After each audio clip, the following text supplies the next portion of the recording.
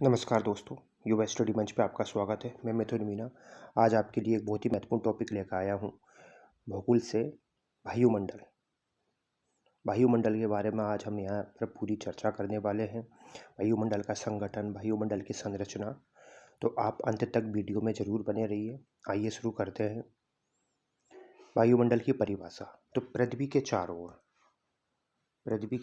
ओर फैले हुए गैसों के आवरण को क्या कहते हैं दोस्तों? वायुमंडल। ये गुरुत्वाकर्षण बल के कारण पृथ्वी से बंधा हुआ है, ठीक है। और ये सभी जैव और अजैव घटकों के लिए महत्वपूर्ण है। ये वायुमंडल की बिल्कुल सटीक परिभाषा है। पृथ्वी के चारों ओर फैली हुई गैसों के आवरण को वायुमंडल कहते हैं। ये गुरुत्वाकर्षण बल के कारण हमारी पृथ्वी से बंधा हुआ है।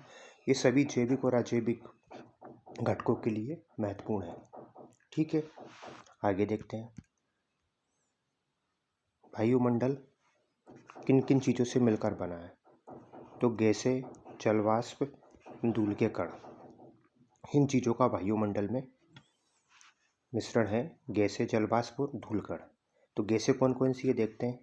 Nitrogen 78.8%, oxygen 20.95%, 95%, organ 0.93%, CO2 0.03%। ये याद रखना दोस्तों, आंकड़े परीक्षा की दृष्टि से महत्वपूर्ण है। तो देखते हैं, लगभग 99% भाग नाइट्रोजन और ऑक्सीजन से मिलकर बना हुआ है वायुमंडल का, ठीक है। 99% भाग। बाकी 1% भाग में अन्य गैसें हैं, जिसमें organ, carbon dioxide, hydrogen, neon, helium, krypton, xenon, ozone आदि गैसें पाई जाती है, ठीक है दोस्तों।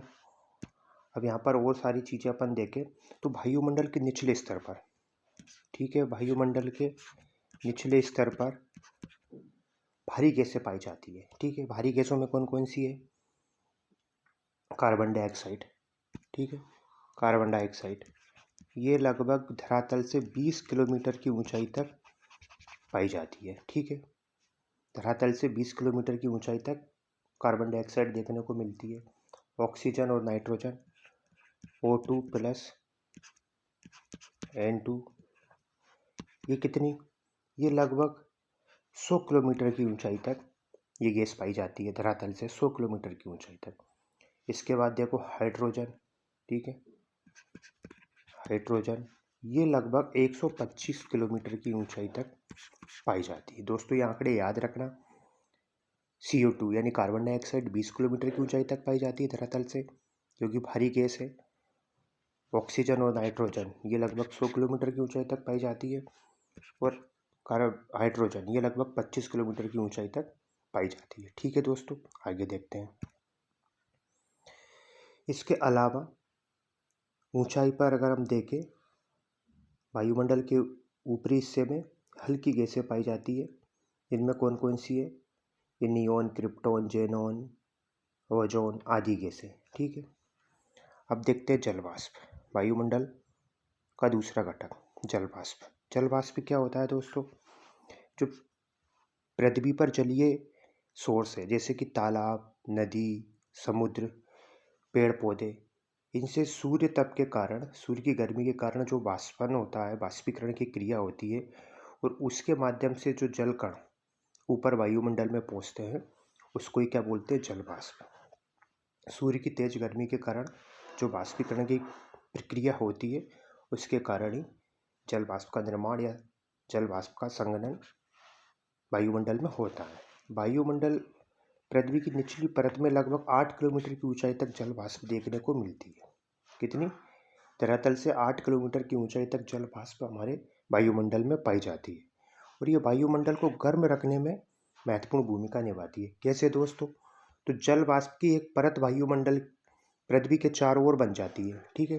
तो इससे सूर्य की जो किरणें आती है, उनको तो जल वाष्प पृथ्वी तक आने देती है, पार करके पृथ्वी तक आ जाती है। लेकिन जैसे सूर्य की किरणें पृथ्वी से टकरा कर वापस लौटती है वायुमंडल में, तो जल वाष्प की ये परत कुछ अंश को अपने में रख लेती है, ठीक है। कुछ अंश को पृथ्वी पर संजोए रखती है, यानी वापस रिफ्लेक्ट नहीं होने देती है। तो इस कारण ये एक कंबल की तरह पृथ्वी को गर्म रखने में महत्वपूर्ण भूमिका निभाती है। यानी सूर्य की किरणों का जितना अंश पृथ्वी पर पहुंचता है 100%, उसमें से जब वापिस पुनः रिफ्लेक्ट होता है, लौटता है वायुमंडल में पृथ्वी से टकराकर, तो उसमें से कुछ अंश 1%, 2% को यह अपने पृथ्वी पर ही बनाए रखती है। इस तरह पृथ्वी को गर्म रखने में जल वाष्प की महत्वपूर्ण भूमिका होती है। अब आगे देखते हैं। वायुमंडल में लगभग अधिकतम 5% तक जल वाष्प पाई जाती है। ठीक है, जल वाष्प की मात्रा कितनी? 5% से ज़्यादा नहीं बढ़ती है। ठीक है, अगर हम गर्म क्षेत्रों में देखें, उष्ण क्षेत्रों में देखें, तो इसकी मात्रा लगभग 2.5%। यानी गर्म क्षेत्रों में, जैसे कि भूमध्य रेखीय जो क्षेत्र है, यहाँ पर लगभग 2.5%, 2.5% जल वाष्प देखने को मिलती हो। जैसे जैसे उच्च अक्षांशों पे जाते हैं, यानी 50 डिग्री अक्षांश, तो यहाँ पर इसकी मात्रा कितनी हो जाती है दोस्तों? लगभग 0.9%। ठीक है, आगे देखते हैं। आगे देखते हैं, तो और उच्च अक्षांशों पर देखें तो 70 डिग्री अक्षांश पर इसकी मात्रा कितनी हो जाती है दोस्तों? 0.2%। तो जैसे जैसे उच्च अक्षांशों पर बढ़ते हैं तो जल वाष्प की मात्रा घटती जाती है। ठीक है, और भूमध्य रेखीय क्षेत्रों में लगभग 2.5%, यानी 2.5% के लगभग जल वाष्प की मात्रा रहती है। और वायुमंडल में अधिकतम 5% जल वाष्प रहती है, 5% से ज़्यादा नहीं बढ़ती है। तो दोस्तों याद रखना, परीक्षा की दृष्टि से महत्वपूर्ण फैक्ट है ये। और पृथ्वी की निचली परतों में 8 किलोमीटर की ऊंचाई तक जल वाष्प पाई जाती है, और ये जल वाष्प वायुमंडल को गर्म रखने में महत्वपूर्ण भूमिका निभाती है। ये दो फैक्ट बहुत इंपॉर्टेंट है। आगे बढ़ते हैं। धूलकण। धूलकण क्या है? वायुमंडल में धूलकण का सोर्स क्या है, कैसे पहुंचते हैं? तो दोस्तों जो वाष्पीकरण की क्रिया होती है, समुद्र से, नदियों से, तालाबों से जो वाष्पीकृत जल ऊपर पहुंचता है, तो समुद्र में से जो वाष्पीकरण की क्रिया होती है, उसके पानी के कण के साथ साथ नमक के कण भी ऊपर पहुंच जाते हैं वाष्पीकरण की क्रिया के दौरान। और साथ में जो धुएं के कण रहते हैं वो, तो धुएं के कण और नमक के कण ये मिलकर धूल कणों का निर्माण करते हैं। यानी धूल कण इन्हीं को कहते हैं, नमक के कण और अपने क्या बोलते हैं, धुएं के कण। ठीक है, ये क्या महत्वपूर्ण भूमिका निभाते हैं धूल कण? ये आर्द्रता ग्राही के रूप में कार्य करते हैं। आर्द्रता ग्राही यानी जल वाष्प को आधार प्रदान करते हैं। ये वायुमंडल में स्वतंत्र अवस्था में इधर उधर लटके रहते हैं धूल कण। तो इन पर जल वाष्प, जो वाष्प की बूंदें रहती है, जल वाष्प की बूंदें रहती है, वो आके इन पर चिपकने लगती, इकट्ठे होने लगती जल वाष्प की बूंदें। तो जैसे जैसे इनका आकार बढ़ता जाता है, यानी किसी हल्के से नमक के टुकड़े पर, जो कि अपन को दिखाई भी नहीं देता, उस पर जल वाष्प की बूंदें आके, छोटी छोटे कण आके उससे चिपकने लगे और एक बूंद का निर्माण कर लिया। ठीक है, और वो इतनी बड़ी बूंद हो गई कि वो स्वतंत्र अवस्था में वायुमंडल में नहीं रह सकती, तो वो क्या करेगी? पृथ्वी पर गिर जाएगी। ठीक है, इसे ही वर्षा कहते हैं, और इसी प्रक्रिया से वर्षा होती है। ठीक है, तो जल वाष्प को आधार प्रदान कौन करता है? धूल के कण, और एक बूंद का निर्माण होता है और वर्षा की प्रक्रिया होती है। ठीक है, ये आर्द्रता ग्राही, इसीलिए इनको कहते हैं धूल कणों को। ये जल वाष्प को आधार प्रदान करते हैं। जल वाष्प इससे चिपक चिपक के एक बूंद का निर्माण कर लेती है, और वो पृथ्वी पर जब गिरती है तो इसी प्रक्रिया से वर्षा होती है। अगला देखिए, प्रकाश के लिए प्रकीर्णन में सहायक होते हैं। प्रकाश के प्रकीर्णन में सहायक होते हैं, जैसे कि प्रकाश का जो सूर्योदय सूर्यास्त के समय हमें रंग दिखता है आसमान का लाल, और आकाश का रंग दिन में नीला दिखता है, वो इन धूल कणों से टकराने के दौरान ही प्रकाश के प्रकीर्णन की प्रक्रिया होती है। और इस कारण हमको सूर्योदय सूर्यास्त के समय आसमान का रंग थोड़ा लाल दिखाई देता है, वो इन धूल कणों के कारण ही होता है। और धूल कणों के कारण ही घना कोहरा की उत्पत्ति होती है। जो सुबह ठंड के मौसम में या शीत ऋतु में जो कोहरा पड़ता है, वो इन धूल कणों के कारण ही कोहरे की उत्पत्ति होती है। ठीक है, तो दोस्तों याद रखना, धूल कण की बहुत भी महत्वपूर्ण भूमिका है वायुमंडल में। जल वाष्प की बहुत ही महत्वपूर्ण भूमिका है। आगे देखते संरचना। अब वायुमंडल की संरचना देखते हैं।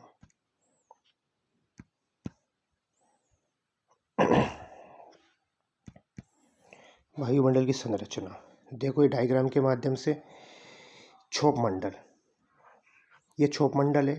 धरातल से लगभग एवरेज इसकी औसत ऊंचाई है 10 से 12 किलोमीटर, ठीक है, धरातल से। फिर देखते हैं समताप मंडल, जो लगभग 50 किलोमीटर तक है, ठीक है। ये क्षोभ मंडल हो गया, ये समताप मंडल हो गया। इसके बाद देखते मध्य मंडल, जिसकी ऊंचाई लगभग कितनी है, 80 किलोमीटर तक, ठीक है, ये मध्य मंडल हो गया। और ये है आयन मंडल,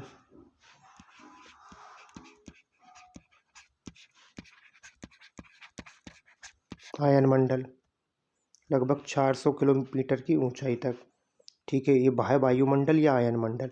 और इसके बाद 400 किलोमीटर के बाद बहिर्मंडल शुरू हो जाता है और अनंत अंतरिक्ष शुरू हो जाता है। यहाँ से वैज्ञानिकों के अध्ययन के लिए लगभग, वैसे तो वायुमंडल की ऊंचाई इन्होंने 16,000 किलोमीटर से 29,000 किलोमीटर बताई है वैज्ञानिकों ने, लेकिन हमारे अध्ययन के लिए और पृथ्वी के लिए जो महत्वपूर्ण है वो लगभग 800 किलोमीटर की ऊंचाई तक का वायुमंडल ही महत्वपूर्ण है, ठीक है।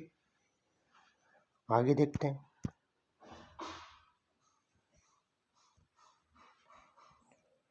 क्षोभ मंडल की बारे में हम देखेंगे। क्षोभ मंडल, ये वायुमंडल की सबसे निचली परत है, ठीक है। क्षोभ मंडल सबसे निचली परत है। इसकी औसत ऊंचाई 13 किलोमीटर के लगभग होती है। ध्रुवों पर इसकी ऊंचाई 8 किलोमीटर होती है, विषुवत रेखा पर 18 किलोमीटर होती है। इसमें अंतर कैसे दोस्तों, तो विषुवत रेखा पर ज़्यादा तेज गर्मी पड़ती है, सूर्य की किरण सीधी पड़ती है, तो यहाँ की हवा गर्म होकर ऊपर उड़ जाती है, ठीक है। और ध्रुवों पर बर्फीले क्षेत्र है, ठंड है, तो यहाँ की हवा ज़्यादा ऊपर नहीं उठ पाती है। इस कारण अगर हम ऐसे समझे तो ये भूमध्य रेखा पर लगभग 18 किलोमीटर और ध्रुवीय क्षेत्रों में लगभग 8 किलोमीटर इनकी ऊंचाई रहती है, किसकी, क्षोभ मंडल की, तिरछे में। इसका कारण यही है कि भूमध्य रेखा पर तीव्र गर्मी के कारण, तापमान के कारण हवा यहाँ की गर्म होकर ऊपर उठ जाती है और ध्रुवों पर ज़्यादा ठंड होने के कारण, बर्फीले क्षेत्र होने के कारण वहाँ की हवा ऊपर नहीं उठ पाती है, इसलिए इस ऊंचाई में अंतर है। वैसे इसकी औसत ऊंचाई है 13 किलोमीटर और ध्रुवों पर 8 किलोमीटर, दोस्तों याद रखना, और विषुवत रेखा पर 18 किलोमीटर। आगे देखते हैं प्रति किलोमीटर की ऊंचाई पर इसमें तापमान में 6.5 6.5% की कटौती होती है, यानी घटता है। यहाँ पर जैसे जैसे ऊंचाई बढ़ेगी तो तापमान घटेगा यहाँ क्षोभ मंडल में। जैसे जैसे हम ऊपर जाएंगे तापमान में 6.5% की कमी देखने को मिलती है क्षोभ मंडल में, ठीक है।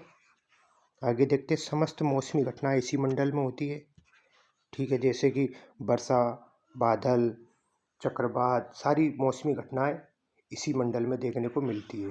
दोस्तों बहुत ही ज़्यादा महत्वपूर्ण है, परीक्षाओं में कई बार पूछा गया प्रश्न है कि मौसमी घटनाएं किस मंडल में होती है, समताप मंडल, मध्य मंडल, आयन मंडल, वायुमंडल या क्षोभ मंडल। तो हमको राइट आंसर क्षोभ मंडल लगाना है, ठीक है। आगे देखते हैं यहाँ वायुमंडल के 75% तत्व पाए जाते हैं।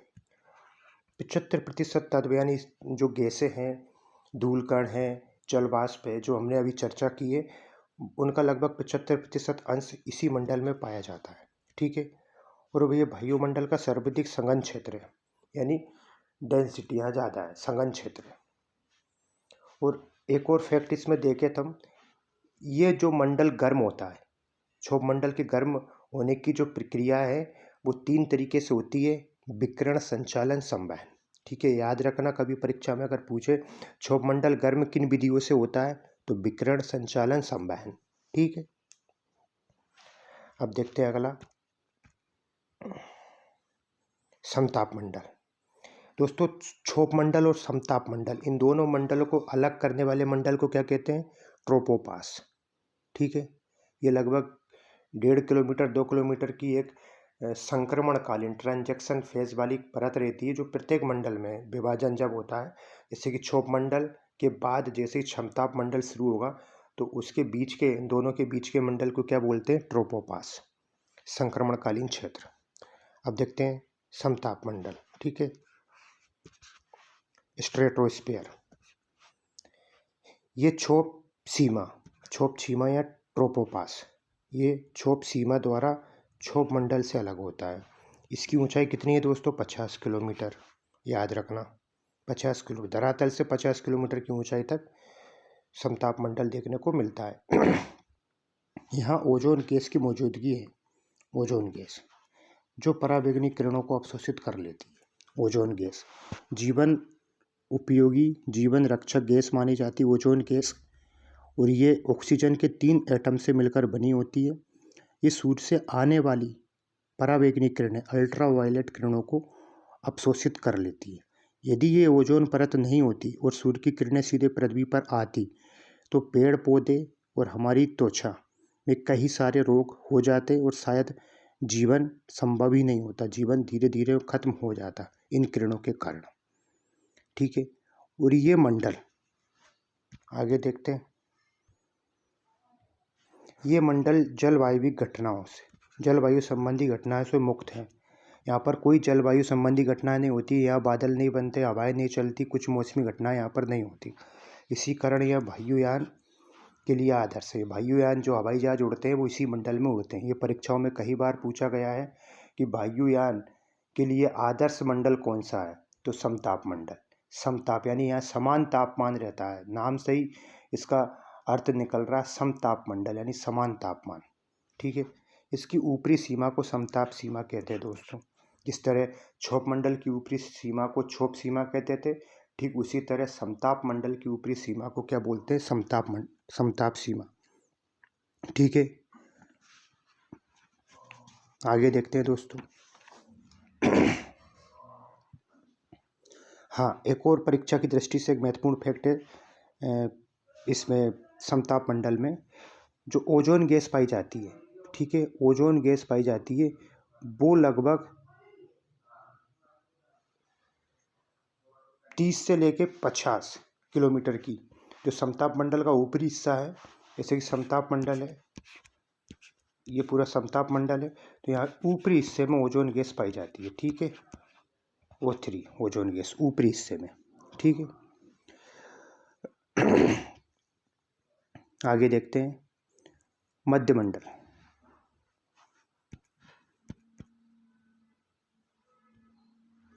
मध्यमंडल मेसोस्फीयर, मध्यमंडल, इसकी ऊंचाई कितनी है दोस्तों? लगभग 80 किलोमीटर तक ये विस्तृत है। ठीक है, 80 किलोमीटर तक, याद रखना। यहाँ ऊंचाई के साथ तापमान में कमी आती है। ठीक है, जैसे क्षोभ मंडल में भी कमी आ रही थी और यहाँ भी ऊंचाई के साथ साथ तापमान में कमी आती है, जो 80 किलोमीटर की ऊंचाई पर घटकर लगभग -100 डिग्री सेल्सियस तक हो जाता है।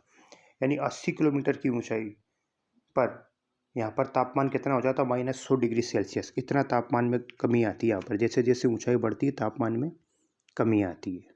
ठीक है, और देखते हैं ऊपरी सीमा को मध्य सीमा कहते हैं। इसमें कोई ज़्यादा परीक्षा की दृष्टि से महत्वपूर्ण फैक्ट नहीं है, सिर्फ इसकी ऊंचाई याद रखना, लगभग 50 किलोमीटर यानी अपने समताप मंडल से, और 80 किलोमीटर की ऊंचाई तक ये विस्तृत है मध्यमंडल मेसोस्फीयर। और यहाँ पर ऊंचाई के साथ साथ तापमान में कमी देखी जाती है, और लगभग 80 किलोमीटर की ऊंचाई पर जहाँ इसकी सीमा खत्म हो जाती है वहाँ पर तापमान घटकर कितना देखने को पाया गया है? -100 डिग्री सेल्सियस।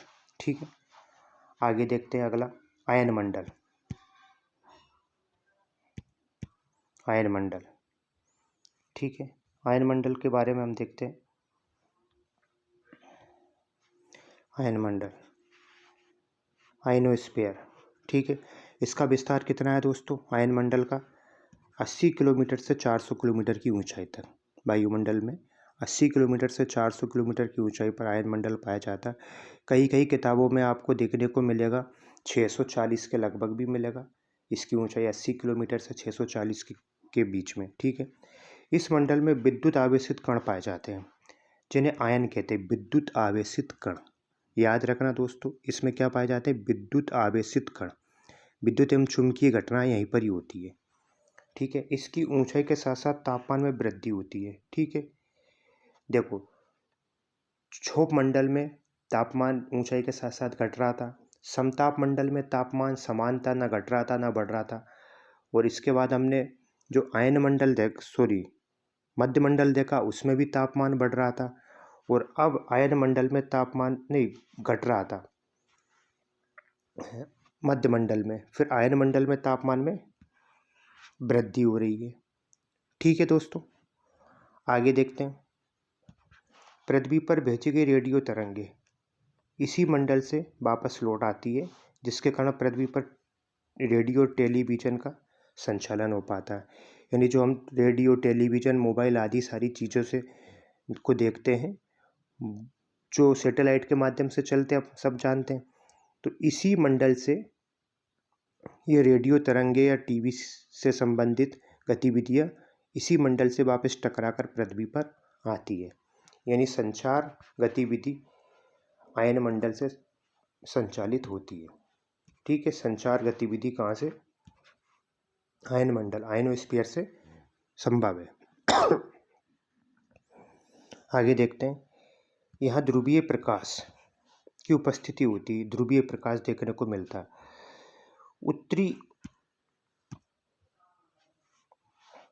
उत्तरी ध्रुवीय प्रकाश को क्या बोलते हैं? यहाँ पर अरोरा बोरेलिसिस, और दक्षिण ध्रुवीय प्रकाश को अरोरा ऑस्ट्रेलिसिस। ठीक है, याद रखना दोस्तों, ध्रुवीय प्रकाश की घटनाएं कहाँ पर देखने को मिलती है? आयन मंडल में। उत्तरी ध्रुवीय क्षेत्र में इसको क्या बोलते हैं? अरोरा बोरेलिसिस। और दक्षिण ध्रुव पर क्या बोलते हैं? अरोरा ऑस्ट्रेलिसिस। दक्षिण में ऑस्ट्रेलिया है, सभी को पता है, तो दक्षिण ध्रुव इस तरीके से इसको याद रख लेना। आगे देखते हैं इसमें।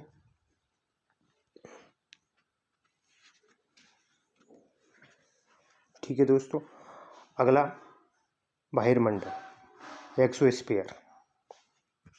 ये वायुमंडल की आखिरी परत है। ठीक है, सबसे ऊपरी भाग है वायुमंडल का, और जहाँ वायु अत्यंत विरल हो जाती है, यानी दूर दूर विरल हो जाती है। इसका विस्तार लगभग 400 किलोमीटर की ऊंचाई के बाद पाया जाता है। ठीक है, और इसके बाद अनंत अंतरिक्ष शुरू हो जाता है। ठीक है, यहाँ पर तापमान बहुत ही विरल अवस्था में पाया जाता है। ठीक है, विरल हवाएं भी विरल हो जाती है, यहाँ पर दूर दूर हो जाती है। ठीक है दोस्तों, आगे देखते हैं। धन्यवाद दोस्तों, आपको ये जानकारी कैसी लगी? अच्छी लगी तो कमेंट बॉक्स में ज़रूर बताएं। धन्यवाद।